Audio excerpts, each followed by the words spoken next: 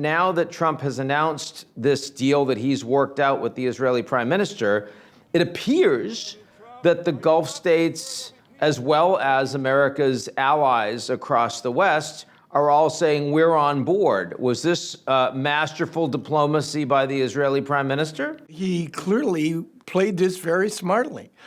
He has reframed, redefined Trump's 20 points on core issues in terms that make it possible for him to make the argument that, in fact, he got just about everything that he wanted. In fact, he said in his statement that Trump's plan aligned, I don't think he said perfectly, with the 4 or 5 objectives that the full Israeli cabinet has now approved. So again, I think we're in for a prolonged negotiation if Trump is prepared to accept the Hamas yes, but as not a no.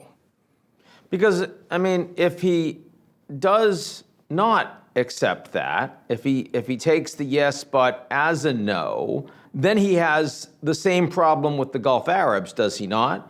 Which is, you know, they sat him down and said, we're prepared to leave the Abraham Accords, the UAE specifically, unless you get to this outcome. That's not the outcome that Trump presently has gotten to. When you look at the exponential rise of Palestinian deaths, mostly civilians in Gaza, the humanitarian catastrophe that now exists there, call it malnutrition, famine, food insecurity, whatever you want, it's horrible.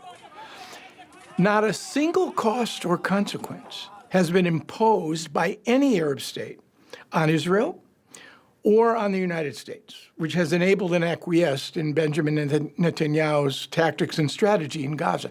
Not a single one.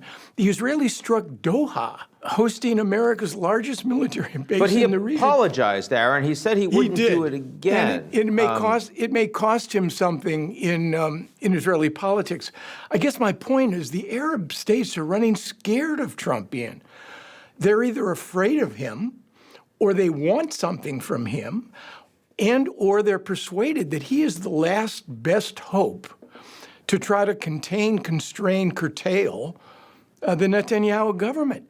They've done nothing, it seems to me, given what the Israelis have done and what this administration has acquiesced in, to impose any costs or consequences.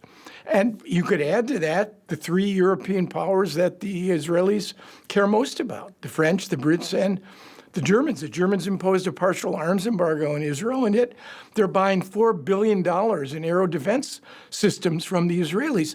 Performative, virtue signaling. And I take it you would include in that ineffective performative virtue signaling all of the recognition of Palestine as a sovereign state by many of those allies over the past week. I would.